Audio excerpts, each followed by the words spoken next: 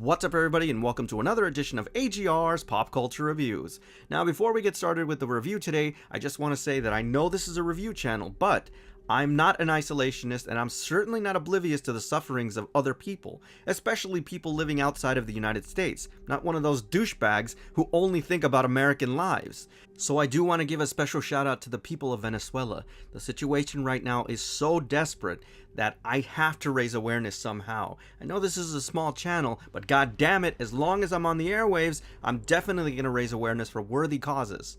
So I've partnered up with the UN Refugee Agency. I will leave a link in the description if you want to help the refugees and the growing crisis in Venezuela, and I appreciate all your help.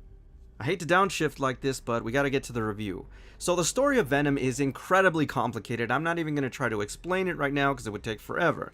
But just know that it originally started as a new costume for Spider-Man, which ultimately turned out to be a symbiotic organism known as a symbiote. And it turns out it was alive. And not only does it severely alter the behavior of the host, it ultimately consumes them. Now, once Spider-Man rejected it, it eventually got to Eddie Brock, and that's kind of where we're at, basically. So today we're going to be reviewing Diamond Select Toys' version of Venom, aka Eddie Brock. Let's take a closer look. Now, hands down, this is definitely one of the most unique statues I've ever seen, either of Eddie Brock or the symbiote known as Venom. It is extraordinary, and it reminds me of John Carpenter's The Thing in terms of the overall art direction. The head sculpt here is fantastic, and you really get two in one. You get the symbiote who's trying to consume Eddie Brock, and then just under the symbiote, right underneath the tongue, you get a really cool version of Eddie Brock's head sculpt, and it is awesome, guys. Just take a look at that. Now, this exquisite attention to detail also extends to the midsection and upper torso of this piece, and I'm at a loss for words. I don't quite know how to describe this. It is freaking epic, and it really is a feast for the eyes. Now, all the subtle details here in terms of the costume trying to consume Eddie Brock gives this wonderful sense of diamondism, and the thing just looks alive, incredibly organic. Just look at all the tendrils and all the things that are trying to get the host to connect with the symbiote. Just looks fantastic.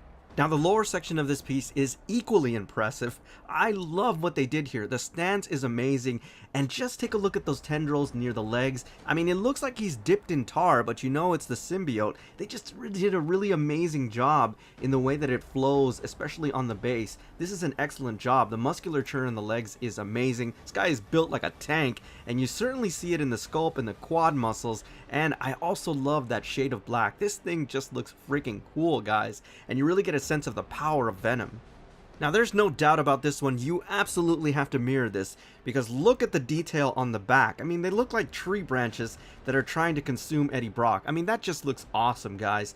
And the fact that it is not in any kind of shape or any symmetry even adds to the organicness of it. And look at the muscular structure on the back on Eddie Brock. I mean, the dude is built like a linebacker. It is freaking awesome. Now, I mentioned this before, the power of the legs on Venom are pretty extraordinary. And here you get a nice shot of the calf muscles, so definitely mirror this one, guys.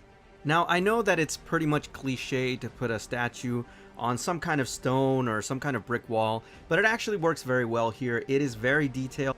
It's painted very well. The shading is great. It looks like actual stone. But what I find most important is because of the uneven surfaces, you can see how the symbiote is kind of melting over the stone and rock, and it has a really nice effect. And because of it, it really makes it very organic looking and gives it a nice sense of three-dimension. Also, it's relatively a small footprint.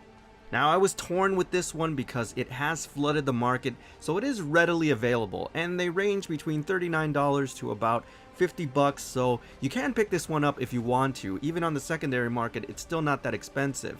Now, it's just barely not getting my Holy Grail seal of approval, but don't wait on it, guys. I would definitely pick this up because this is an absolute must-own.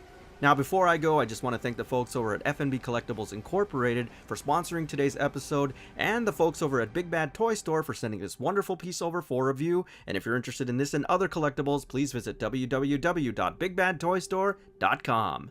Alright everybody, so that's my official review on Diamond Select Toys' version of Venom, aka Eddie Brock. As always, I thank you for tuning in, and I'll see you on the next AGR's Pop Culture Reviews. I'm gonna regret this. I'm totally gonna regret not giving it my Holy Grail seal of approval. Motherfracker.